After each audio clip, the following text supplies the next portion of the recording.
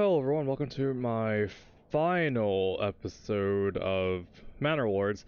This is just mostly like my final thoughts on the game.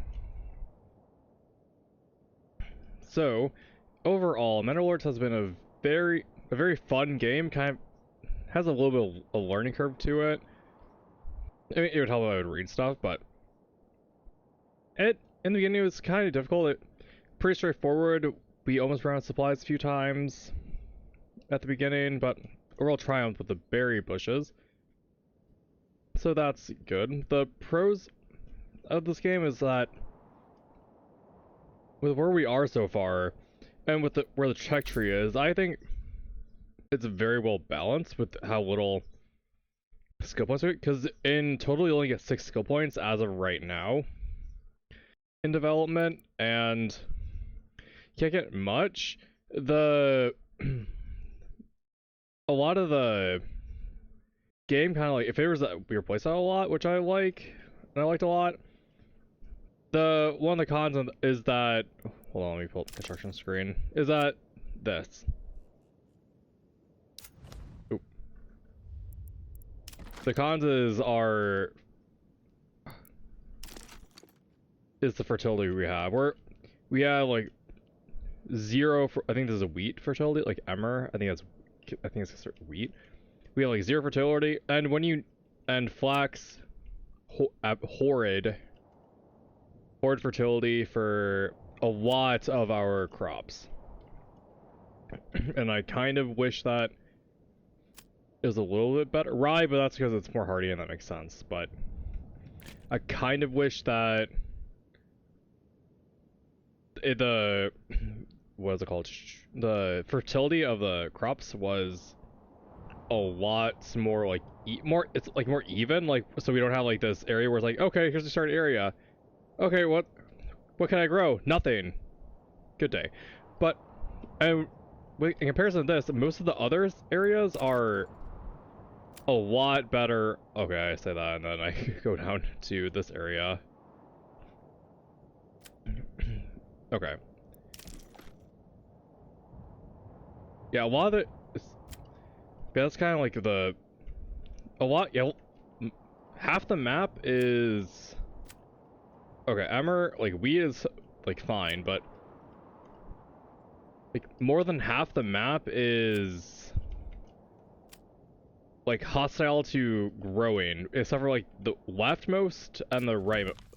This one, Selbits, and Ikenhoe. Those are the only areas out of the map that I can see that you can grow stuff.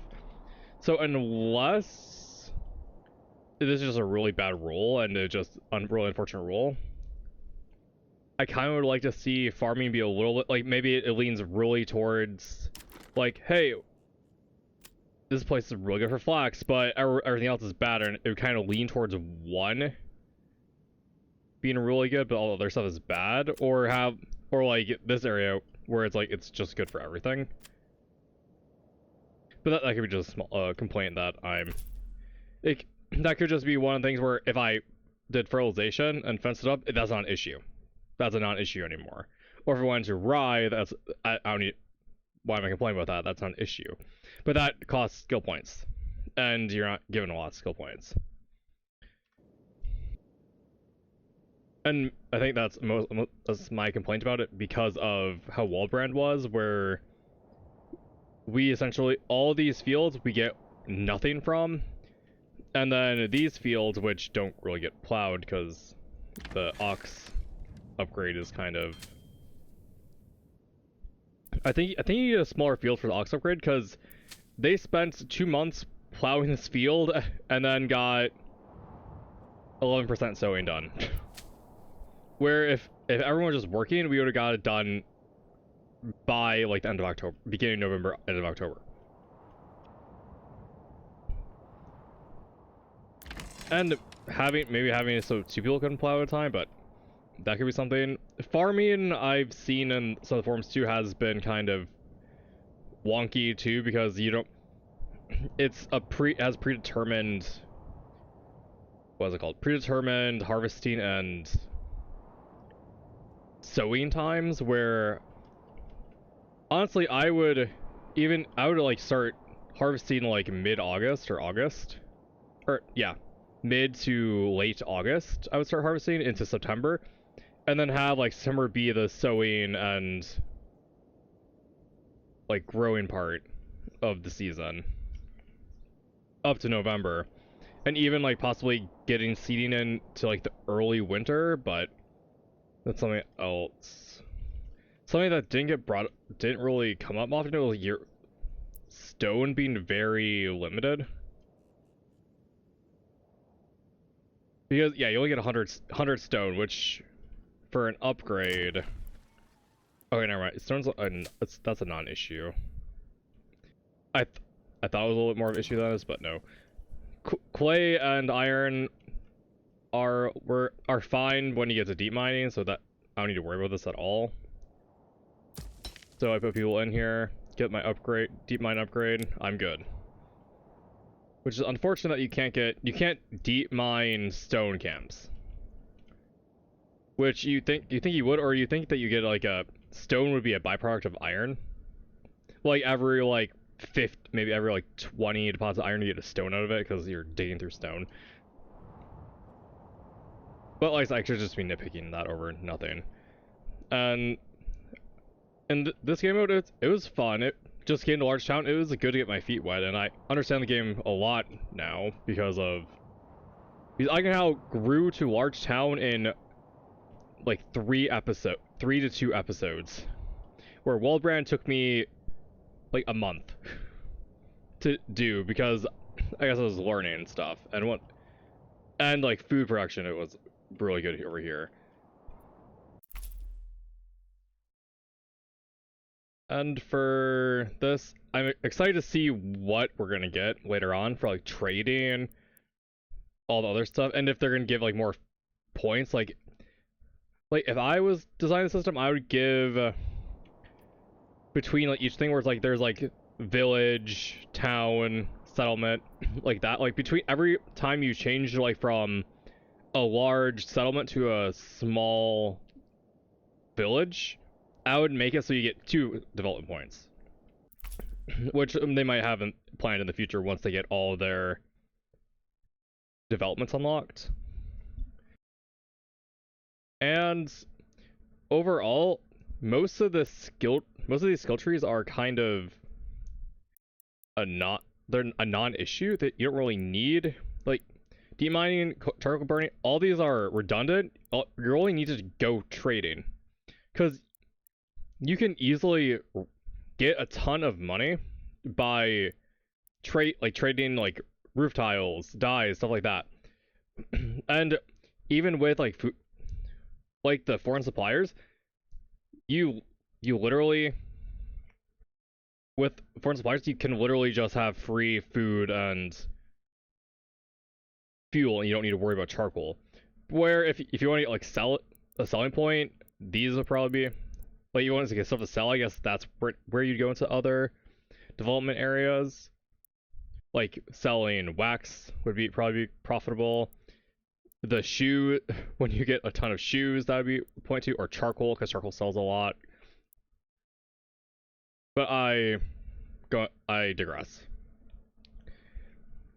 I do think that the merchant tree is probably the strongest skill tree, but so that's probably where because I'm planning to do a series on this again eventually. Like once we get more development points and like once we get more, the game gets more completed, because there's fire hazard where we've had settlements or some of our buildings burned down because of lightning strikes. So fire hazard working problems where there probably will be like having groupings of buildings like this would probably be a huge fire hazard, or like having all these buildings kind of grouped up like right next to each other on top of each other would probably be a huge fire hazard. And smell, medieval times, this is probably smell horrid over in this part. So there's that to look forward to for me. And beekeeping, beekeeping, I wasn't sure. I think it did something, but it doesn't really explain, like, if I put more people in, if that will But if I put like max fuel in, will it produce more honey or does it not matter? That's what I don't know about the apiary.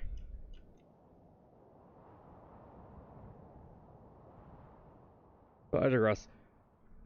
Oh, it looks like the fence issue it fixed itself. Okay, that's good. But those are kind of my thoughts on the game. It was mostly complaining about farming and some of the development points, but so be it. Logging, everything else felt pretty balanced. Like food was an issue for a little bit, but that's because we were donating to the church. And after you get a little bit of food in, like once I figured out that berry deposits should be my main source of food, the game was like smooth sailing from there. And then also once I learned that chickens were pretty good, because the one issue with the vegetable plots was that if you have vegetable plots, people will not do their, like, some of the family members won't do their jobs and they'll have to work on the vegetable plot, which kind of takes away from the development of the town a lot. And these complaints and these like pros and cons I talk of, like, this is only for this game mode where it's just I'm just trying to get to a large town. There isn't any bandits. There aren't bandits. There aren't a lot of conflict. There's not lords feuding against me, trying to take all the lands around me and disputing my claim. I don't have that, so those complaints are kind of just for this particular game mode, if that makes sense. And the one slight issue I had with the game too is that it would freeze up every once in a while, but the early access game, that'll happen. For early access game, it has very good bones. I'm really excited to see where it goes. For now, I'd probably give it like 8 out of 10, just because of a few like personal preferences I dislike. Like I showed most of the map tiles where you can't really grow anything on, which is a little bit upsetting, but I want to see rivers eventually too. Like have like a winding river through our settlement, because it's all roads for now. But that might be something in the future. I'm not sure. That'll be something in the future. So everyone, I want to keep this short. Thank you for watching. My next game I'm playing is gonna be While the Iron's Hot. I think I got the name right. Yeah, While the Iron's Hot is the next game we're gonna be playing. So you look forward to that, and I'll be seeing you in the next one. Goodbye. Have an amazing rest of your day.